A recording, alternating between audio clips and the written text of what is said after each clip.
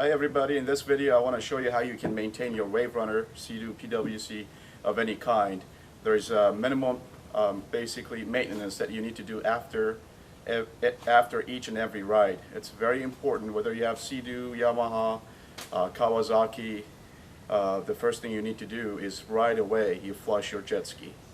The reason for that is if you have even an hour or 2 hours of lag, the engine is really hot after running it in the water, and the water starts evaporating around the engine and the salt starts depositing. So even if you want to detail your ski at home, I would strongly suggest that you flush your jet ski right after you ride it, especially if you are in salt water.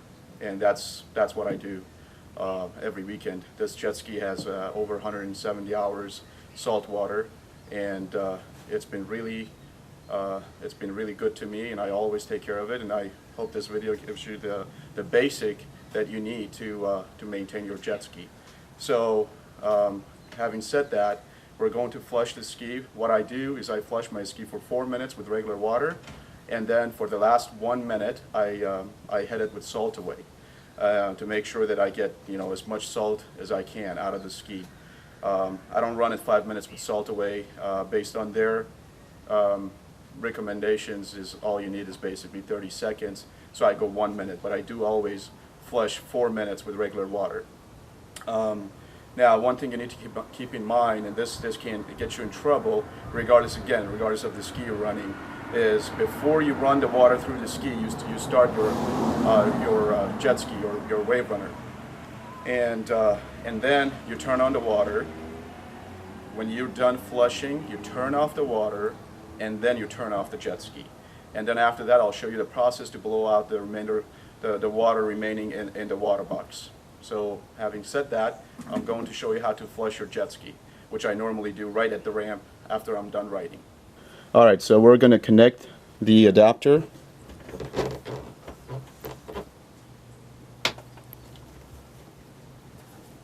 Alright, you turn it about 90 degrees and it locks in for Yamaha. And then I'm going to start my ski, and after that I'm going to start the water. Okay, starting the ski before you start running water through your jet ski. Okay. Now there's a little bit of salt away left in my cup, that's why you see the foaming. Normally, like I said, I do that 4 minutes without salt away, and the last 1 minute with salt away. Now, if you have a Wave Runner, this is a 2004 FXHO Cruiser, you want to definitely get the water coming out of the port pisser, and I'll show you that in a bit. Okay, I don't see water coming out from the pisser. It's just a little bit foamy. If you want to get the water coming out of the pisser, you want to drop the nose of the ski. Now, I've already done that. And you want to definitely have a flow out of the pisser. Why? Because you want to get the water going around the top of the engine, and you get the salt as much as possible out of that, out of those water jackets as well, because over time you can have salt deposit and have some clogging issues, assuming you're going to be using your Wave Runner for years to come. Okay, last reminder, you turn off the water and then you turn off the jet ski. Okay guys, so we've completed the flushing process, but we need to complete 1 or 2 more steps here, and that is to get the water out of the water box and around the engine. Salt Away suggests that they have rust inhibitors in their solution, but I rather get all the water out of the jet ski as much as possible. So once you're done, you start your engine, and for about 10 seconds, you rev it about 2,000 or 3,000 RPM. You don't want to rev it because the engine is not loaded. You don't want to rev it too high. And you do that a couple of times, and then you could do that again in about half hour, an hour.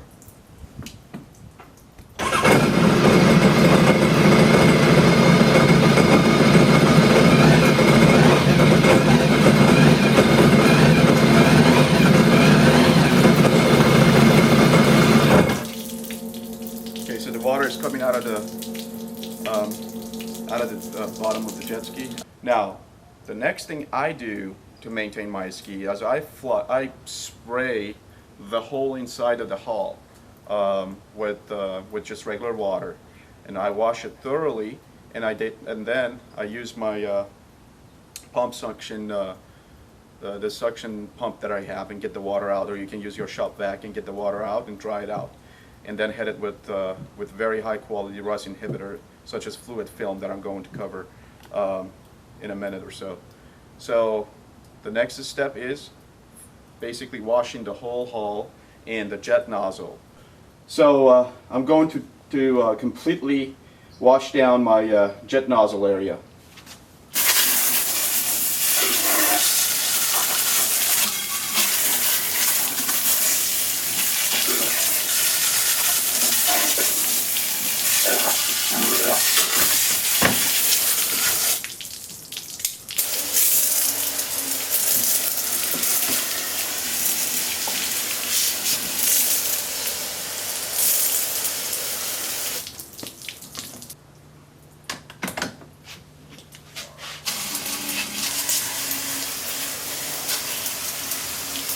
Now this can wait until you get home, but the flushing, I don't recommend it. Do it ASAP.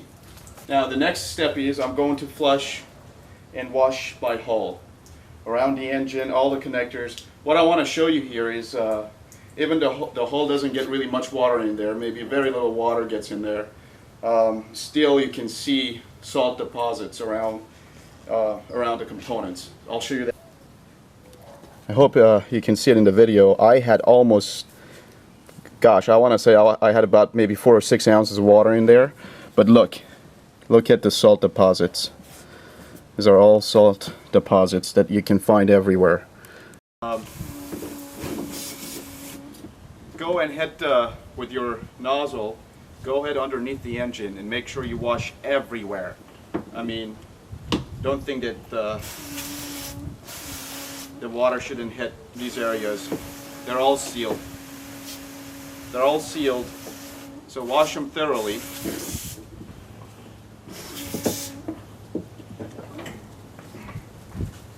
More.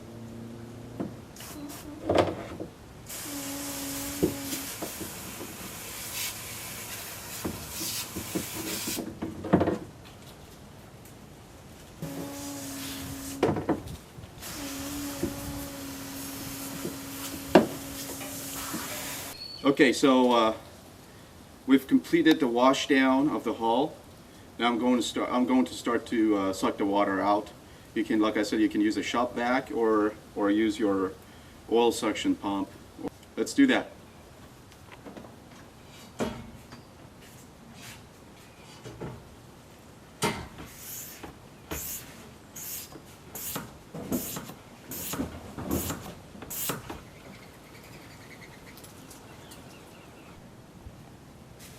Okay, so I've used different kinds of rust inhibitors on my ski, and I've tried them almost all.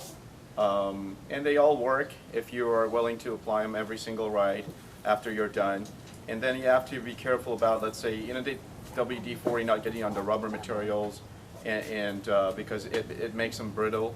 They have solvents, evaporates, makes things brittle and crack. They don't really last a long time.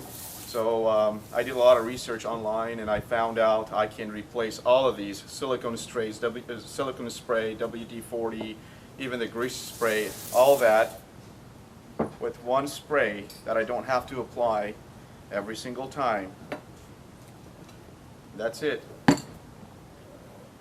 Fluid film, rust and corrosion preventive spray. This thing has absolutely no solvent. You can apply it anywhere. It's non-conductive. You can apply it on all your connectors, and it lasts a long time. It's as thick as almost the paint, and it goes through the pores of the material, and it stays there. I apply this once, and I wash down my ski every time for about a month and a half. In fact, this may last about 6 months, but I do it about a month and a half, and I ride every Saturday or Sunday. So I get about 20 hours to 30 hours of riding time every month, and that's about 5 or 6 washes, five wash downs, and then I apply it one more time. This thing is phenomenal.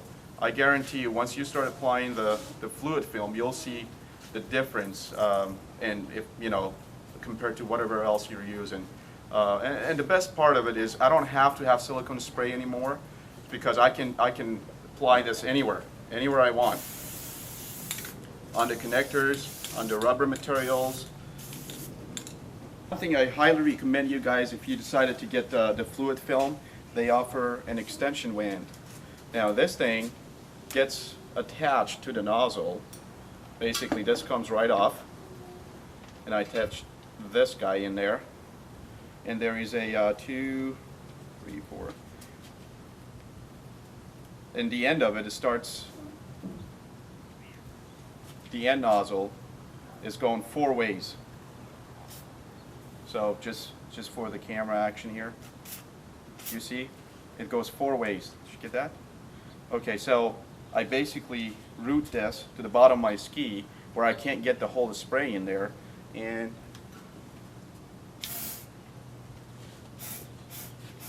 I spray the mounts,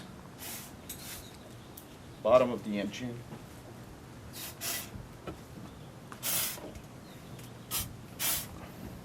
I do that back.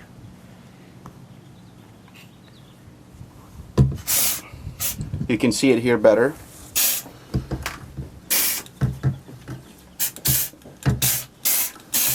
This was just to show you how it works, and I hope you don't have to go through so many trials and errors to find the right spray for us. I think the fluid film replaces anything you have, and it beats it.